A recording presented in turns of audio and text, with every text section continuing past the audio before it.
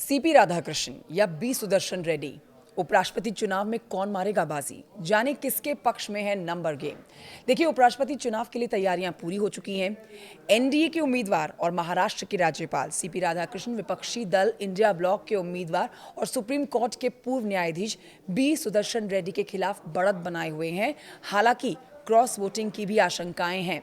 भाजपा के नेतृत्व वाले एनडीए को 781 सदस्यीय निर्वाचक मंडल में करीब 436 वोट मिलने की उम्मीद है, जो जरूरी बहुमत 391 से कहीं ज्यादा है। राधाकृष्णन निर्णायक जीत की ओर अग्रसर है। वाईएसआर कांग्रेस पार्टी जैसी नॉन इंडिया ब्लॉक पार्टियों का समर्थन एनडीए की स्थिति को और मजबूत करता है, जबकि बीजू जनता दल और भारत राष्ट्र समिति ने पुष्टि की है कि वो मतदान से दूर रहेंगे। अब आपको बता देते हैं कि बीजेपी के नेतृत्व वाले एनडीए ने सीपी राधाकृष्णन को उपराष्ट्रपति पद का उम्मीदवार बनाया है। वो महाराष्ट्र के राज्यपाल हैं और तमिलनाडु के बीजेपी के पुराने नेता हैं। अगर सीपी राधाकृष्णन चुनाव जीतते हैं तो वो तमिलनाडु से तीसरे उपराष्ट्रपति होंगे। उनसे पहले सर्वपल्ली राधाकृष्णन और आर वेंकटरमण उपराष्ट्रपति बन चुके हैं। उन्हें प्रधानमंत्री नरेंद्र मोदी का और गृहमंत्री अमित शाह का करीबी माना जाता है। वो बचपन से ही आरएसएस से जुड़े हुए हैं। यहां जान लीजिए कि इंडिया ब्लॉक ने सुप्रीम कोर्ट के पूर्व जज जस्टिस बी सुदर्शन रेड्डी को उपराष्ट्रपति पद का उम्मीदवार बनाया। विपक्ष इस चुनाव को आरएसएस की विचारधारा वाले नेता और संविधान के मूल्यों की रक्षा करने वाले जज के बीच की लड़ाई के रूप में पेश कर रहा है। जस्टिस रेड्डी सुप्रीम कोर्ट के जज और गोवा के लोकायुक्त रह चुके हैं। जीत के लिए क्या है जादुई आंकड़ा, जानिए। देखिए, वर्तमान में लोकसभा में 542 और राज्यसभा में 239 सांसद हैं। दोनों ही सदनों के कुल सदस्य 781 हैं। जीत के लिए किसी भी प्रत्याशी को 391 सांसदों का समर्थन चाहिए होगा।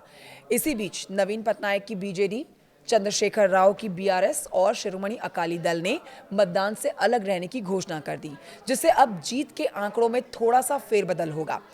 3 पार्टियों के मिलाकर 12 सदस्य संसद में मौजूद नहीं होंगे, तो अब सांसदों की संख्या कुल हो जाती है 669।